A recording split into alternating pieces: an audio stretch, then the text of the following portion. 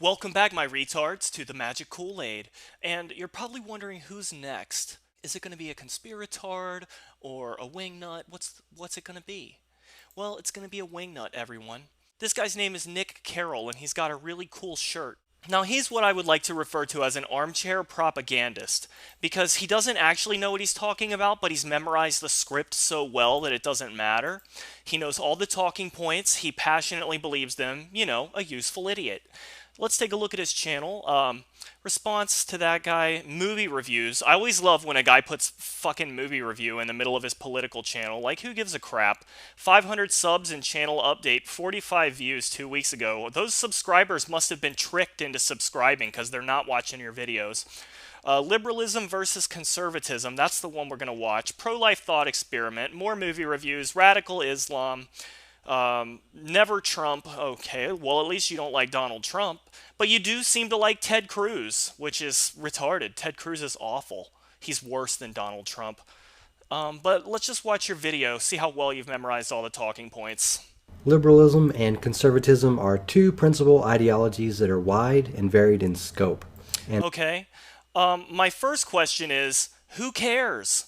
Who's like, I want to see what Nick Carroll thinks about liberalism and conservatism. I don't think all of the universities around the country are advising their students to go check out your videos so they can have a principled understanding of conservatism and liberalism. And as we're about to find out, you have a very biased understanding of it as well. Are and diametrically opposed to each other in terms of attitude and outlook. Okay. This is a deliberately brief video to summarize these ideological sides. Politics is essentially a combination of social and economic beliefs and what role government should play, if any, in enforcing these ideals, while protecting any number of perceived rights by people.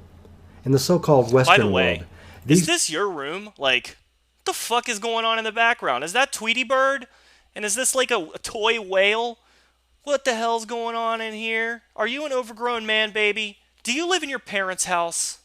Two overarching ideological stances of liberalism and conservatism have coalesced into two fundamental sides of the political spectrum. This is a lot of jibber-jabber to get to the point. What we generally refer to as leftism versus rightism, or the left or right wings.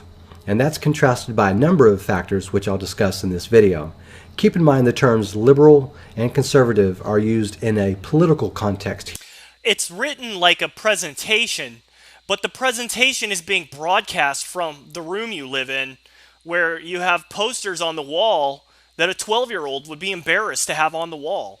So what's with the professional speech making, but the shitty presentation? No one's going to watch your videos for information. The only people who are going to watch your videos are more useful idiot armchair conservatives who need to memorize Republican talking points. Here, not their pure definitions outside this scope. Okay. With that said, here are the two essential differences between these two ideologies. What are the differences? Individualism versus collectivism. Okay, I ask you, which one is the individual versus the collective? Now, I know you're going to say that the right wing are individuals and the left wing are collectivists, but which part of society has been pushing for decades to force everyone to act like a Christian and to engage in this homogenous culture where all ideas of difference are torn down and ridiculed? Were those conservatives or were those liberals? And which group of people have actually been trying to criminalize those who engage in individual behavior? Which group of people pushes social and legal stigmas against anyone who doesn't act in a way that a Christian would approve of? Is that conservative or liberal? Oh, let's just get to it. Conservatives focus on classical liberal values like individual rights and the requisite responsibilities of each person, contrasted with the liberals who focus on modern liberal values of collective rights and required obligations of society. The right perceives Again, conservatives do not believe in individual rights. They may believe in individual rights for conservatives, but in order to be a conservative, you cannot exactly behave like an individual. Humans appreciate individuality, which is not what conservatives push for. It's just not. Let's take a look at the track record. These individual rights as inherent whereas the left believes the government grants these rights and tends to either prioritize or balance collective rights with individual ones. Tradition versus progress. This is somewhat a difference in attitude which relates to the speed in which progress is made, either cautiously or aggressively. Conservatives are generally slower to change and are more cautious in doing so compared with liberals who tend. It's not that conservatives are slower to change. It's that they actively halt progress. They will sabotage progress. They will allow for it to happen, but only if they can create the circumstance in which it fails so that they can point at it and say, look, progress failed. That's what they've always done. Conservatives exist to conserve the status quo. It's very simple. It's not that they're slow to progress. It's that when they are forced to progress, they come kicking and screaming and throwing fucking grenades at everyone. To be more carefree and risky. Judicial originalism versus activism. Conservatives view the written text or hear the spoken word with the original intent as the word. Original intent doesn't work in this society because original intent would mean that we still have slaves. The original intent of the Constitution was not to grant rights to black men and black women. It wasn't to grant rights to anyone who was not a white property-owning person in the country. Those are who the rights were granted to. That's the original intent. And it definitely never intended for women to be able to vote. It definitely never intended for slavery to stop. You can't take original interpretations and say that's how it should always be. If that's the case, then we would be still stuck in the past. We still would have slaves. What don't you understand about that? And P.S., the government does grant rights to people. Sorry to tell you, you can argue that there are inalienable rights that everyone has, but the second you're deprived of those rights, you will realize that the government granted them to you, okay? God didn't give you those rights, or we wouldn't even have to discuss them in the first place. Everything is government granted, and yes, the government has prevented people from doing things which are their inalienable rights, as you might call them. And so, judicial activism has been used to extend those rights to people who have been otherwise oppressed by people who use this originalist interpretation to oppress minorities. Which is, by the way, what it's always been used for. Meant at the time, whereas liberals might have any number of interpretations which relate to how they define ideals or meanings today. To be fair, there can be left and right-wing judicial activism, but generally speaking, conservatives protect original intent and liberals seek to reinterpret laws. No, conservatives do not protect original intent. If that's the case, then why do conservatives on the Supreme Court grant personhood to corporations? It doesn't make sense. That was not in the original intent. Conservatives subvert the law in order to appease whatever dominant social factions exist within the conservative culture. They're not interpreting it in the originalist meaning. That's just a convenient excuse. And you're just spreading propaganda by pretending that's what's actually happening. They're just as activist as far left-wing judges. The only difference is what they do is being propagandized by people like you so that all the morons out there think this is what the original founders of the country intended. Small versus big government.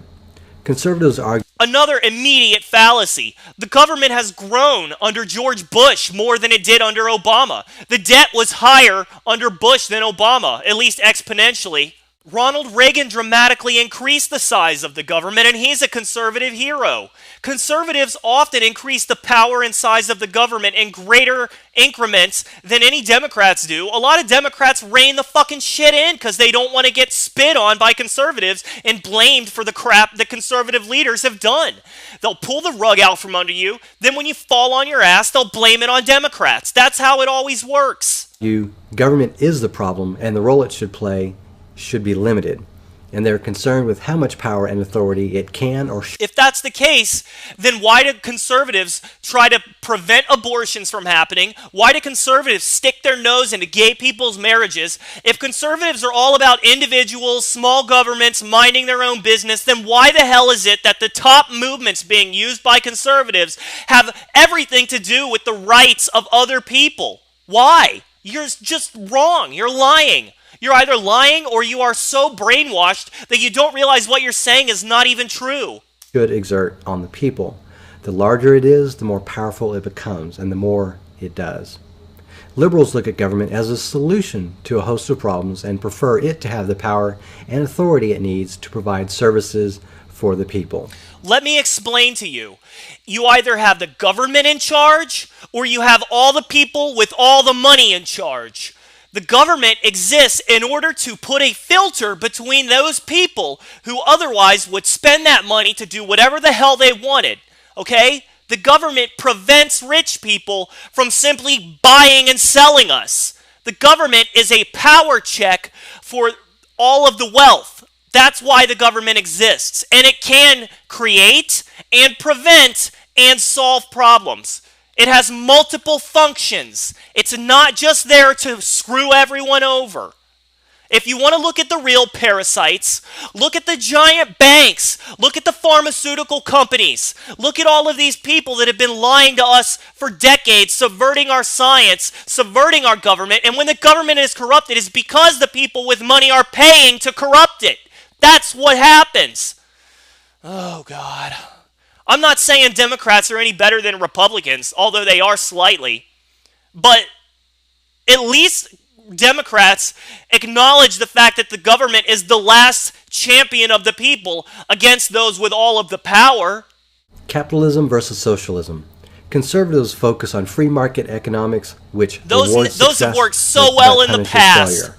Whereas liberals... Whenever there's a free market, there's a booming technological advance in society. We've seen it happen time and again, especially in Africa. Listen up. You need both capitalism and socialism to have a thriving democracy. Otherwise, it's going to collapse. You need to have a safety net so there aren't revolts. People need to have their basic needs accounted for. And then capitalism exists to reward those with ambition and motivation.